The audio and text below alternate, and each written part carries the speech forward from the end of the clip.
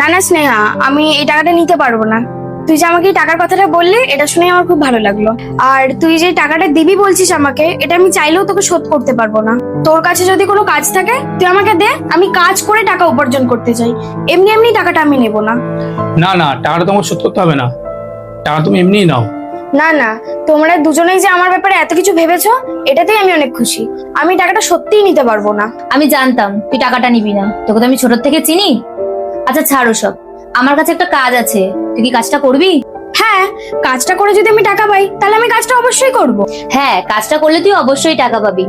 এই সামনে আমার একটা বান্ধবীর বাড়ি আছে, আমি তোকে একটা পার্সেল দেবো, তুই পার্সেলটা ওই বান্ধবীর বাড়িতে পৌঁছে দিবি। আর পার্সেলের ভেতরে আমি টাকা দিয়ে দেবো, তুই পৌঁছে দেওয়ার আগে টাকাটা বের করে নিস। তুই 2 মিনিট বস, আমি এক্ষুনি আসছি। এই নে পার্সেলটা, এর মধ্যে অ্যাড্রেসটা আছে আর টাকাটাও এর মধ্যে আছে, তুই কিন্তু অবশ্যই ডেলিভারি করার আগে বের করে নিস। আচ্ছা ঠিক আছে, আমি আসি তাহলে। আর থ্যাংক ইউ। আচ্ছা, তুমি তো আমাকে কখনো বলোনি আগে যে তোমার এখানে বান্ধবী আছে। আরে না না, এই পাড়াতে আমার কোথায় বান্ধবী আছে? আর আমরা তো এই বাড়িতে এসেছি মাত্র কয়েকদিনই হয়েছে। তাহলে তুমি কাকে কি ডেলিভারি করতে দিলে? আরে আমি ওকে কোনো ডেলিভারি করতে দিইনি। আর কি জানো তো, আমি ওকে ছোটবেলার থেকে চিনি, ও খুব জেদি। আর আমরা যদি ওকে 1000বারও বলতাম আমাদের থেকে টাকাটা এমনি নেওয়ার জন্য, ও কোনোদিনও নিত না।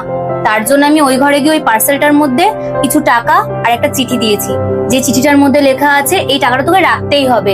আর এরপরে যদি কোনো দরকার হয়, কোনো সমস্যার মুখে তুই পড়িস, তুই আমাকে অবশ্যই জানাবি। বাহ, এই কাজটা তুমি খুব ভালো করেছো। আরে এই অ্যাড্রেসটা কোথাকার?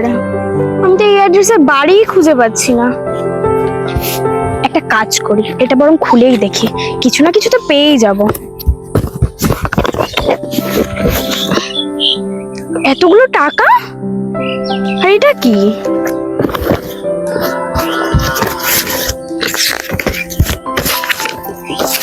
ভূমি, এই পার্সেলটা যাকে দিতে হবে সেটা আর কেউ না, সেটা তুই। আমি জানি তুই ছোটবেলার থেকে ঠিক কতটা জেদি, আর আমি এটাও জানি তোকে 1000বার আমি টাকাটা সাধলেও তুই কোনোদিনই নিতি না। তাই আমি তোকে টাকাটা এই পদ্ধতিতে দিলাম।